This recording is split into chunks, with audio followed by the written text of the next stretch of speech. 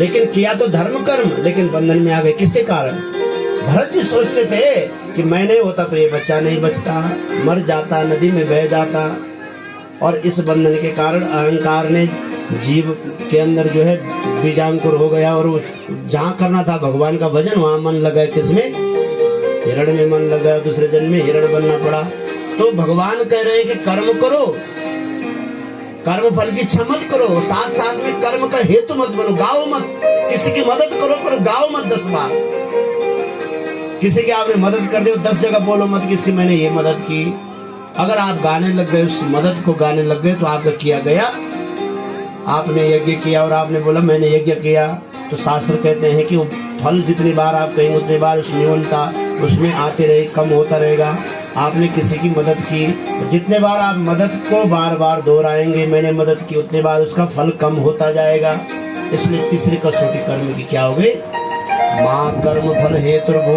पहली कसौटी है कर्म करो, दूसरी कसौटी कर्म की इच्छा मत, उस कर्म फल की इच्छा मत रखो, और तीसरी कसौटी है माँ कर्म फल हेतुर्भु, कर्म फल का हेतु मत बनो। और चौथी कसौटी क्या है? माते संगोस्तु कर्मणि। संग, संग का मतलब आसक्ति। संग का मतलब क्या होता है? आसक्ति। आसक्ति किसी चीज की भी हो वह दुखदाई होती है। हम सबकी आसक्ति है चाय की, चाय हम छोड़ नहीं पाते। डॉक्टर कह रहा है तुम्हें गैस हो रही, चाय छोड़ो, और फिर 2 दिन छोड़ा, फिर तीसरे दिन चाय पीने लग गए। और दूसरे के लिए बोलते हैं कि बड़ी चीज छोड़ो। हमारे आसक्ति कहाँ लग गई? और चाय नहीं छोड़कर संसार छोड़ पाएंगे? हम आपसे निवेदन करते हैं कि चाय के बदले खूब सवेरे सवेरे पानी पिया करो। फिर देखो आप वृक्ष क्या लेते हैं? वृक्ष कुछ नहीं लेते, ज्यादा खाद थोड़ी नहीं लेते हैं, पानी जब मिलता है तो कितने हरे भरे रहते हैं। हमारा शरीर का जो तत्व है, हमको ज्यादा हम तो नहीं जानते, जो बायोलॉजी पढ़ते होंगे बताएंगे 75% इतना पानी है हमारे शरीर में, ज्यादा पानी को हमारा शरीर। इसलिए पानी अधिक पिया करो, सवेरे उठ करके खाली पेट खूब 1 गिलास 2 गिलास पानी जरूर पियो। आप आदत बनाओ। हमारे पहाड़ों में आदत नहीं है। हमारे पहाड़ों में आदत क्या है मुझे खुद पता है ना, पहाड़ी है इसलिए बोल रहा हूँ। हमारे यहाँ क्या है कि सवेरे सवेरे उठो चाय पियो, और वो चाय जो है अनेक रोगों का ये है, अनेक रोग हमको उससे आते हैं। कथाओं से सीखो। सबसे पहले शरीर, अगर हमारा भगवान ने 6ठे अध्याय में ये तो कहा, चौथी बात रह जाएगी नहीं तो 6ठे अध्याय में क्या कहा?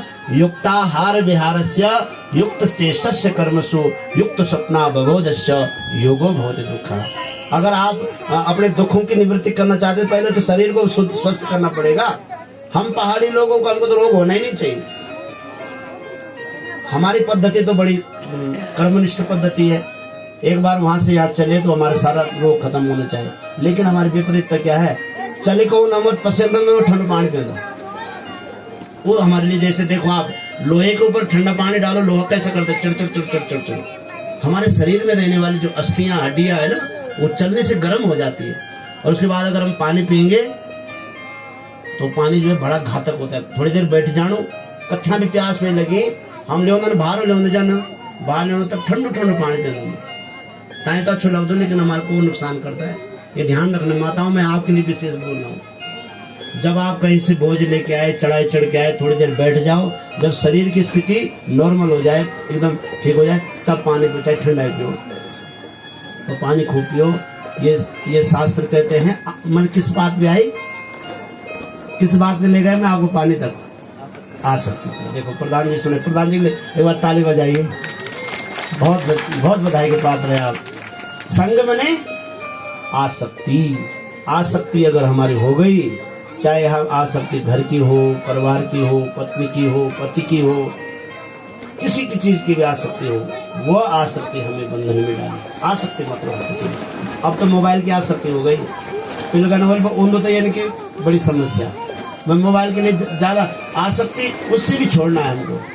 आसक्ति, कर्मों की आसक्ति कर्म बंधन में डालती है। माते संगो स्वकर्मणि। आसक्ति में नहीं फंसना है। 4 कसौटी है कर्मों के, फिर आप कर्म करते रहिए। कर्म आपको बंधन में नहीं डालेंगे, वही कर्म आपके नैष्कर्म सिद्धि की ओर ले जाएंगे, आपको परमार्थ पद पर ले जा करके आपको मुक्ति की ओर ले जाएंगे।